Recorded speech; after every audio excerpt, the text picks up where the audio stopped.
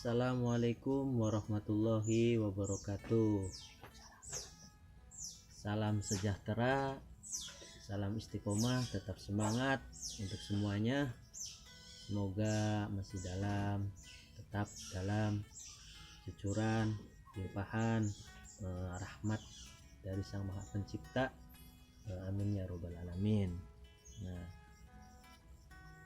untuk semuanya yang sedang belajar untuk memperbaiki diri lebih baik lagi dan lebih baik lagi, semoga dalam pembelajaran ya tentang sharing bersama kami dari tim Sabta Brata, mudah-mudahan banyak manfaatnya dan mudah-mudahan bisa istilahnya menjadi motivasi untuk semuanya. Amin amin ya robbal alamin. Dalam video kali ini saya pribadi ingin sedikit berbagi perihal syukur pemirsa. Nah, jadi kalimat yang tak asing lagi, bahkan mungkin sudah mendunia ya, kalimat syukur ini.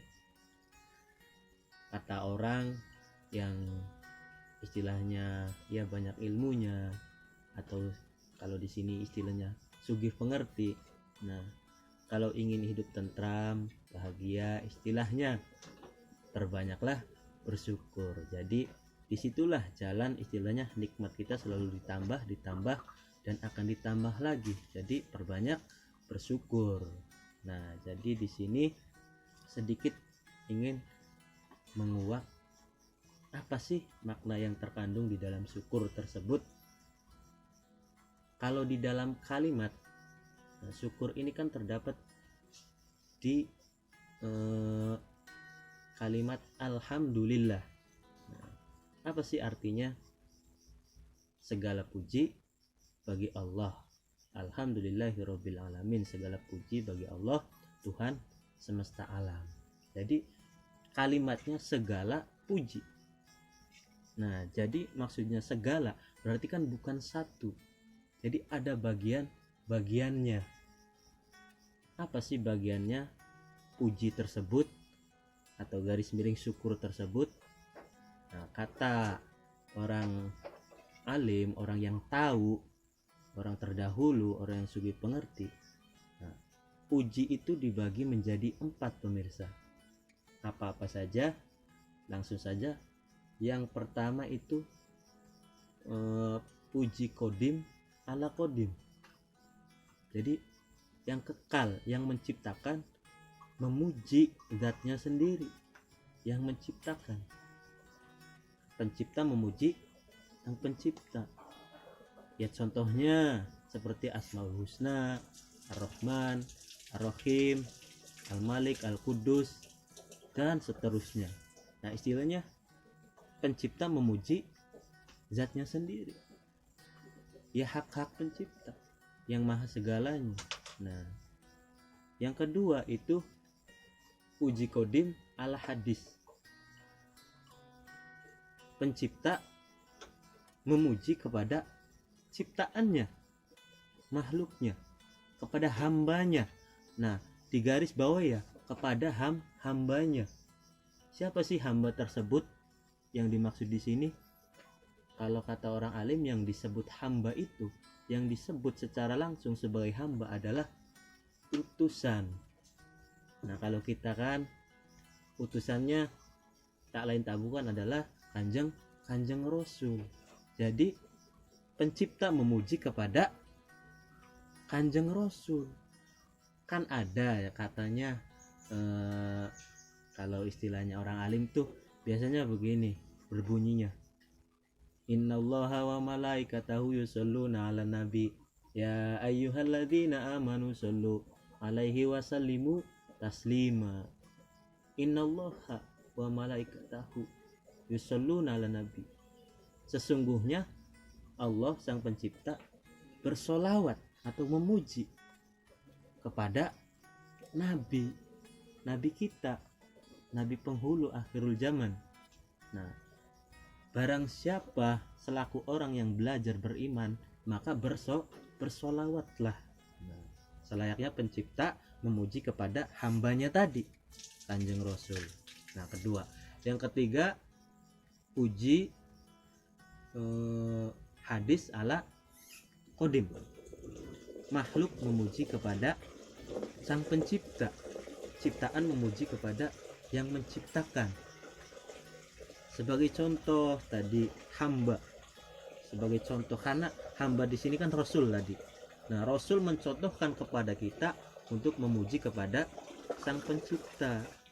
Makanya kita ini lewatnya Kanjeng Rasul dulu sebagai hamba yang diakui, sebagai hamba yang diakui. Nah, kita mencontoh apa yang dilakukan Kanjeng Rasul sebagai bentuk syukur, sebagai bentuk puji agar sampai kepada sang pencipta. Karena kita ini tidak tahu dianggap hamba atau bukan. Nah, jadi puji hadis ala Qadim. Selayaknya Kanjeng Nabi selalu memuji kepada Robnya dengan segala ketundukan, kepatuhan. Nah, kita sebagai digadang-gadang sebagai umatnya, kita lagi belajar menjadi umat Rasul yang semestinya mencontoh kepada Nabi. Nah, sekarang berusaha istilahnya yaitu tadi melewati jalan yang sudah ditempuh utusan tadi. Keempat, puji hadis ala hadis. Nah, puji hadis ala hadis, makhluk memuji kepada makhluknya. Maksudnya bagaimana memujinya? Tentunya seperti yang dicontohkan tadi, utusan tadi. Rujukannya kan utusan. Utusan bagaimana sih cara memuji kepada sesama makhluknya? Tentukan saling menunjukkan jalan kepada Robnya. Seperti utusan mengajarkan kepada kita kenal kepada pencipta apa, itu sebagai bentuk syukur, menunjukkan jalan sebagai jembatan, jalan menuju Robnya, sebagai bentuk syukur dari makhluk kepada makhluk. Puji hadis ala hadis. Nah, hakikatnya kan kembali innalillahi wa inna ilaihi rajiun. Sesungguhnya kita itu dari mana? Nah, akan kembali ke kemana? Istilahnya dari sana ya kembali ke sana. Tapi tidak sekonyong-konyong langsung ke sana. Ada istilahnya tahapan, step by step. Kalau orang yang kaji diri, istilahnya ya kalau contoh secara syariat, kita hidup di sini bersosial saja, ingin istilahnya misalkan buat surat-surat di desa atau apa, kan ada strukturnya. Misalkan lewat pemerintah daerah dulu seperti RT, bikin apalah KTP atau lain sebagainya, pasti ada perantara. Nah, istilahnya begitulah, istilah bentuk syukur kita saling mengajak kebaikan, seperti yang dicontohkan utusan tadi, saling istilahnya sambung menyambung untuk sampai kepada lillah. Nah, itu kalau dari kalimat syukur. Alhamdulillah. Mungkin lebih banyak penjabarannya, tapi mungkin sedikit dari saya segitu.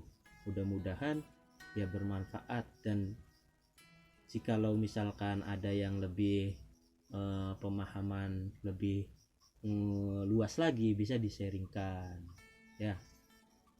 Kalau istilahnya kadang bentuk syukur juga tiap orang itu mempunyai kadar-kadarnya, tidak semuanya istilahnya memahami dari tadi 4 tadi ya.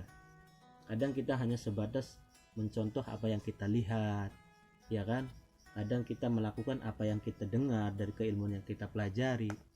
Nah, tapi hakikatnya itu satu, sebagai bentuk syukur. Contohnya misalkan kalau di secara luas, secara kita jangan secara luas lah, lebih baik kita lebih ke kaji diri dulu. Bagaimana sih kita mewujudkan bentuk syukur itu di dalam diri kita, atau melihat bentuk syukur di dalam diri kita? Contohnya, bagaimana sih cara kita mensyukuri kita kasih misalkan sama pencipta, dikasih mata, dikasih telinga. Bagaimana cara bersyukur mata ini? Bagaimana cara bersyukur telinga ini?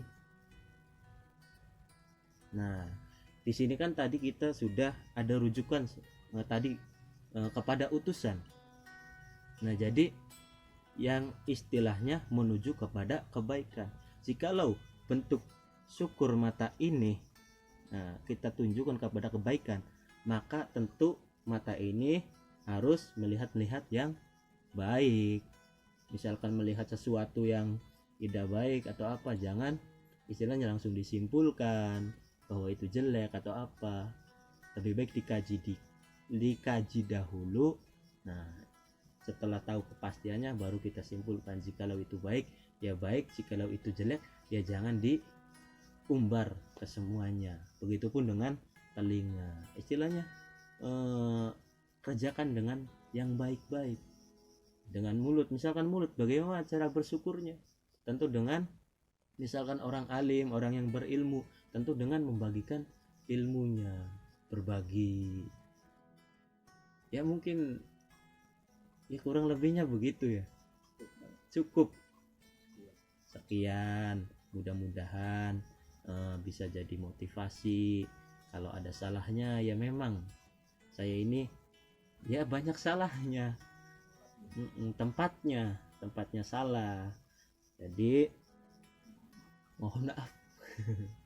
Kalau ada lebihnya itu hak mutlak dari Allah, karena yang namanya benar itu hanya dari Allah semata.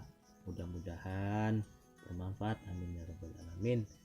Sekian dari saya. Salam salim untuk semuanya. Wabillahi taufik wal hidayah. Wassalamualaikum warahmatullahi wabarakatuh.